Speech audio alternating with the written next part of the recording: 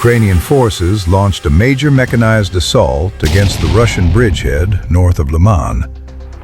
After the Russians had spent over a year trying to outflank the Ukrainian town, the Ukrainians are threatening to starve out and collapse the entire salient in less than a month.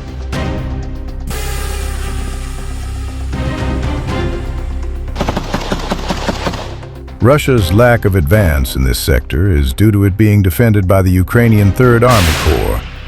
So the Ukrainian command has recognized that the Russian bridgehead had become strategically vulnerable, and the Ukrainian plan switched from mere containment to cutting it off entirely.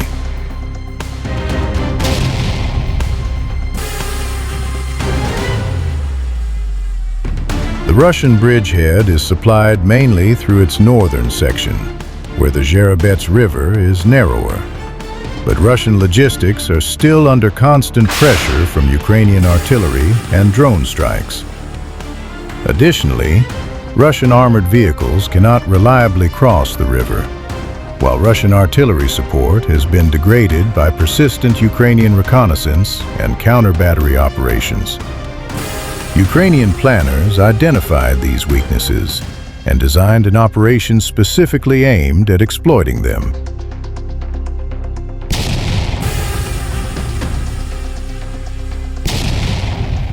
The Ukrainian attack itself was meant to be launched from the north, through the area around Rydkadub, where superior road infrastructure would offer Ukrainian mechanized forces an opportunity to move rapidly before Russian defenders could react.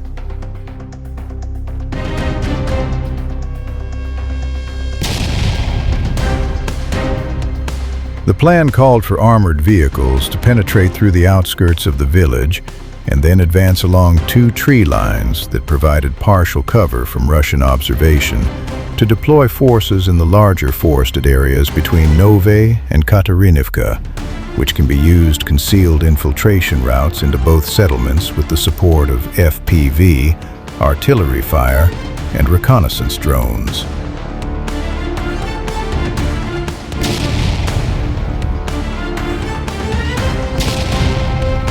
If we take a look at the topographic map, we will see that capturing this zone would place Ukrainian forces on the central high ground of the bridgehead. From that position, they could threaten Russian forces in multiple directions, while simultaneously controlling the primary supply corridor feeding the entire bridgehead.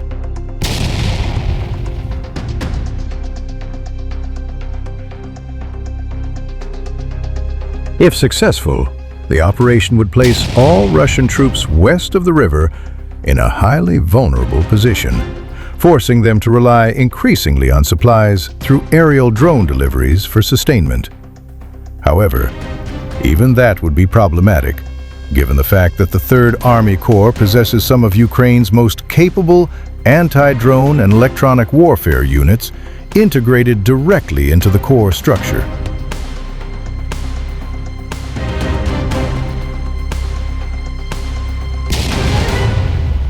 Geolocated footage released by Russian units defending the sector showed how the Ukrainian assault unfolded, with Ukrainian armored columns advancing with Cobra II mine-resistant vehicles and Ukrainian-produced BTR-4E armored personnel carriers. Russian forces initially struggled to respond.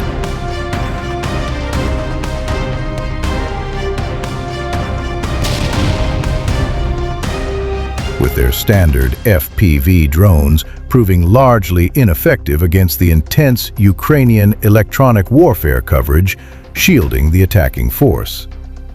This forced Russian operators to switch to less widely available fiber optic drones, which are immune to radio jamming but require additional preparation and deployment time.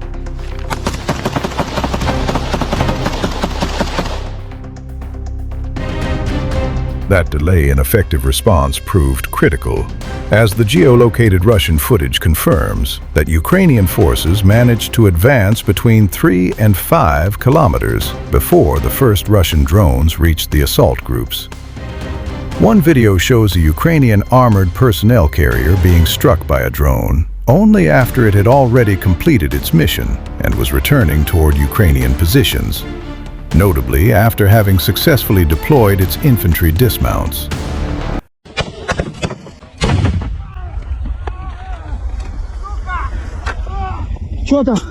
In the forests and villages outside Pokrovsk, foreign fighters ambushed infiltration groups and raised Ukrainian flags in secured areas.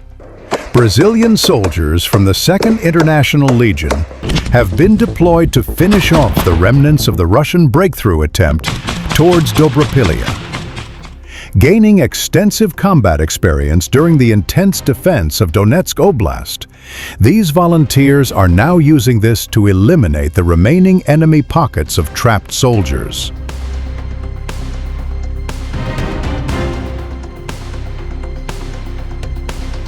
The Pokrovsk front has become the latest battlefield where Ukraine's 2nd International Legion, partly redeployed from Zaporizhia and Chasiv Yar, is playing a decisive role. Specializing in assault operations, small unit raids, drone reconnaissance, and counter-sabotage, the Legion was sent to stabilize and clear villages on the flanks of Pokrovsk.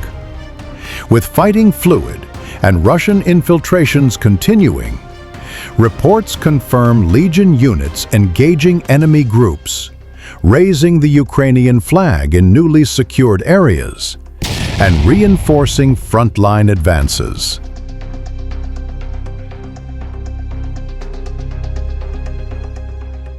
Operating as highly mobile infantry supported by drones, the unit provides Ukrainian commanders with a flexible force capable of reacting quickly to threats, while at the same time launching raids that unsettle Russian forces already suffering from enormous losses.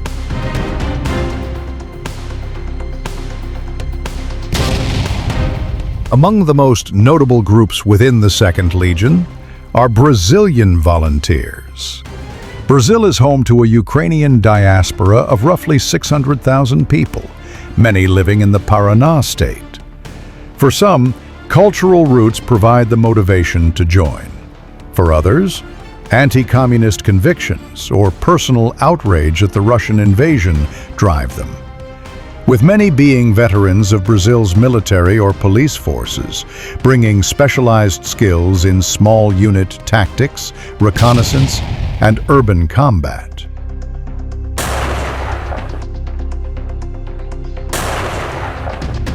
In Pokrovsk, where Russian assaults often rely on infiltration and poorly coordinated pushes, Brazilian fighters are well suited to counter them.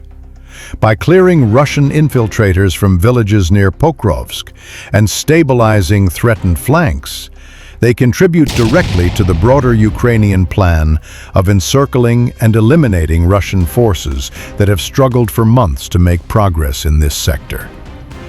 Brazilian actions on the flanks of Pokrovsk exemplify the unit's mission.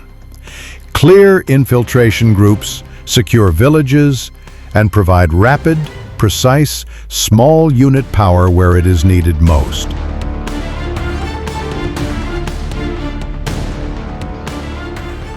Around Pokrovsk, the 2nd International Legion's Brazilian contingent has demonstrated how their jungle-honed skills transfer seamlessly into Ukraine's contested forests and villages. One video shows them advancing quietly through dense woodland on a reconnaissance mission, using their natural ability to move unseen, camouflage effectively, and set ambushes.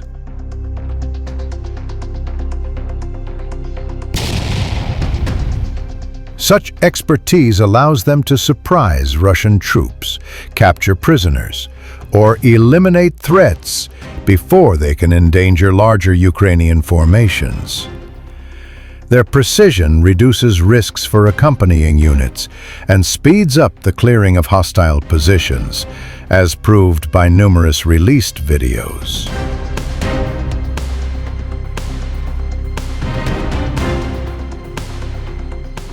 Equally important is their role in urban fighting when clearing entrenched Russians from basements and buildings with coordination and discipline.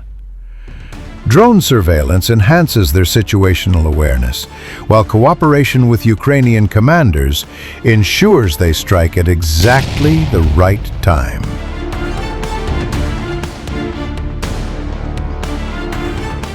Another recording highlights this synergy, as a patrol unexpectedly encountered a Russian soldier hidden in a shelter.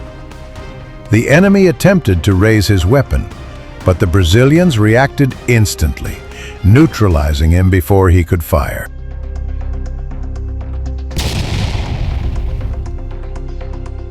Despite Russian information campaigns to dismiss volunteers as mercenaries, Brazil's contribution shows otherwise. Many fighters have turned down safer options at home, traveling thousands of kilometers and accepting the risks of Ukraine's hardest battles. There is, in fact, a constant wait list of Brazilians applying to join, and up to 400 volunteers await document processing at a single time, seeking places not only in the 2nd International Legion, but also in other Ukrainian formations with large Brazilian contingents.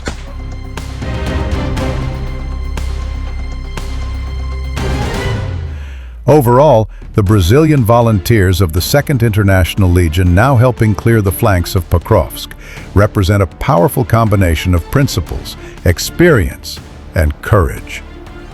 Their integration into Ukrainian operations is not only disrupting Russian encirclement attempts, but also serving as a vivid example of international solidarity.